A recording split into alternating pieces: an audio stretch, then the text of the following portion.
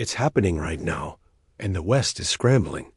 BMW, Mercedes-Benz, and even Tesla are staring down a collapse they never saw coming.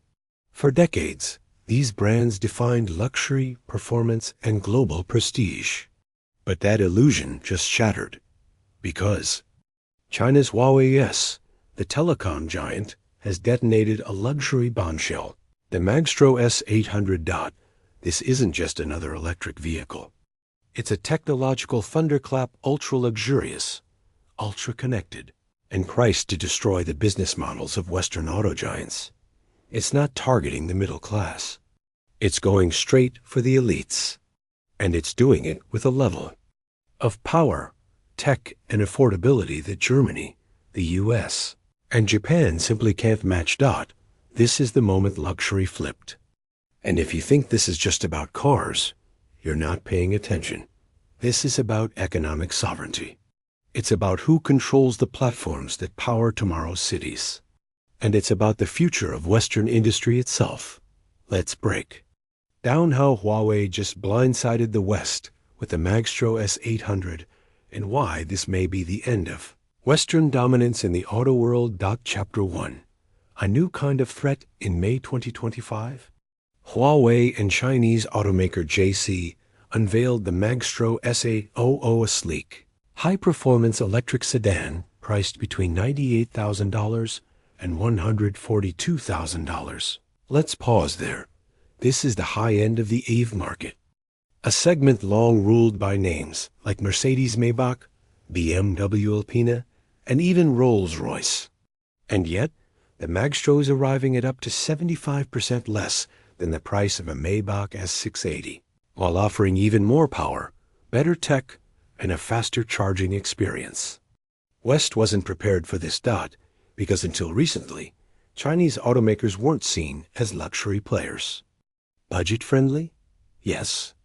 Tech-forward? Sometimes. But premium? Never.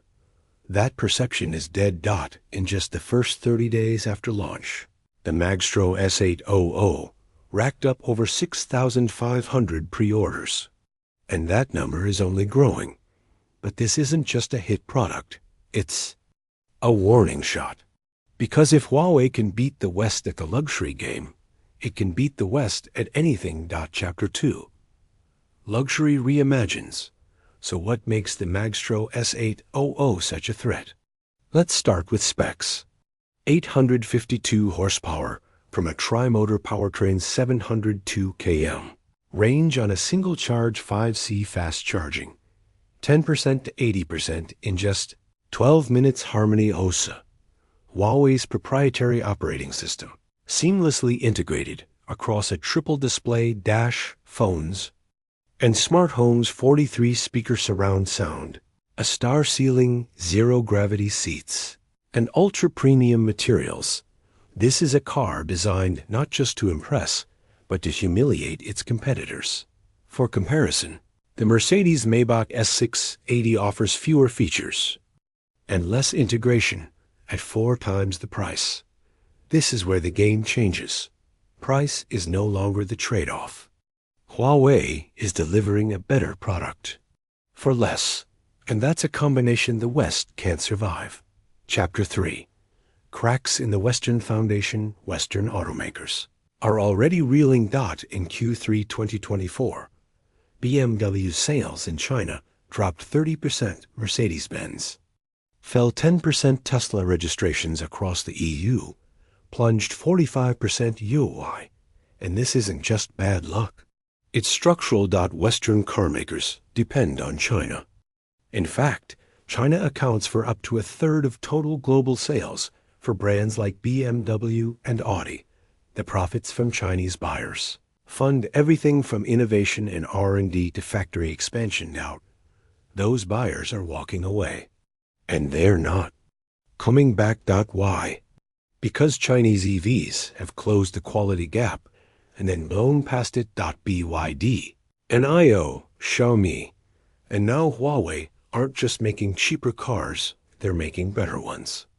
And thanks to massive government subsidies, vertical integration, and technological lead, They're doing it at prices the West simply can't touch. Chapter 4. Vertical Domination.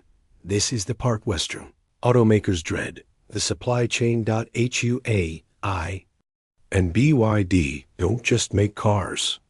They control the entire ecosystem. Battery materials, lithium, rare earths, cathodes and anodes, software stacks, charging infrastructure chipsets, and microcontrollers. In fact, China now controls 60% to 75% of global EV battery component production. And two Chinese firms, BYD and CATL, control over half of the world's EV batteries. This gives Chinese automakers an estimated 20% to 30% cost advantage before a single car hits the road. Meanwhile, Western brands are trapped in slow, expensive, globalized supply chains, many of which rely on China. It's not just a competitive gap. It's a strategic weakness. Chapter 5. The new prestige for decades. Brands like BMW and Mercedes sold an identity refinement, heritage, class. But in 2025, prestige looks different. Millennials and Gen Z buyers don't care about legacy badges. They care about seamless tech integration, smart features, value, national pride, and the Maextro S800 delivers all of it. This shift in consumer psychology is lethal for Western brands. Because once prestige moves away from badges and toward performance plus connectivity, the moat disappears. If a Huawei EV offers better tech than a Maybach, why pay more? Chapter 6.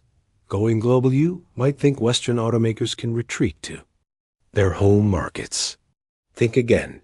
China's EV assault is going global fast. In April 2025, BYD outsold Tesla in Europe, despite EU tariffs of up to 45%. Chinese EVs now control 6% of the European market, double from just 2 years ago. BYD is building factories in Hungary to avoid tariffs and produce locally. Profit margins in Europe for BYD? As high as 112%, thanks to local markups. Meanwhile, Tesla, Mercedes, and BMW are seeing margins collapse. They can't innovate fast enough. They can't cut costs fast enough.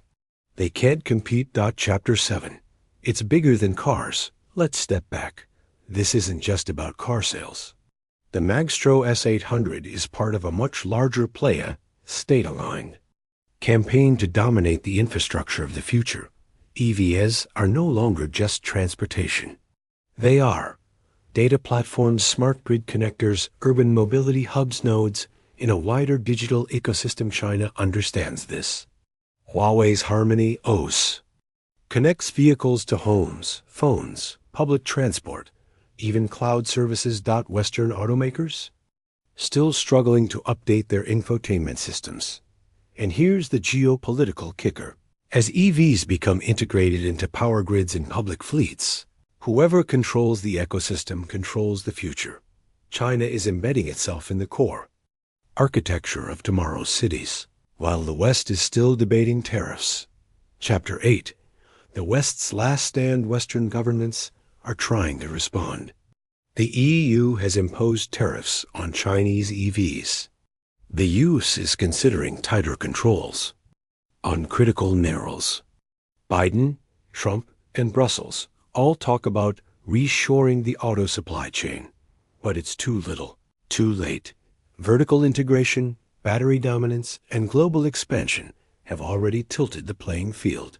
Huawei's Maextro S800 is proof that China can now play at the highest end of the market and win. And the consequences for the West? Billions in profit losses, layoffs across European and US plants, delays in EV transition, strategic dependence on China for critical components. If these trends continue, some Western automakers may be forced to exit the Chinese market, entirely losing their most profitable segment forever. Final thought. The symbol of surrender. Maextro S800 isn't just a luxury sedan. It's a symbol of how fast the balance of power is shifting, of how legacy systems are crumbling, of how a tech-first, state-aligned approach is now outperforming the market-driven giants of the West. Even NVIDIA's CEO Jensen Huang, during a July 2025 trip to Beijing, called China's EVs the best in the world.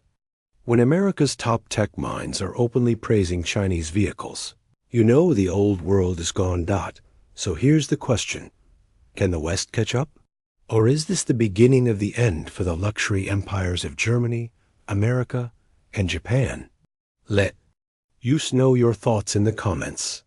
And for more deep dives like this one, make sure to hit that subscribe button, because what's coming next might change everything.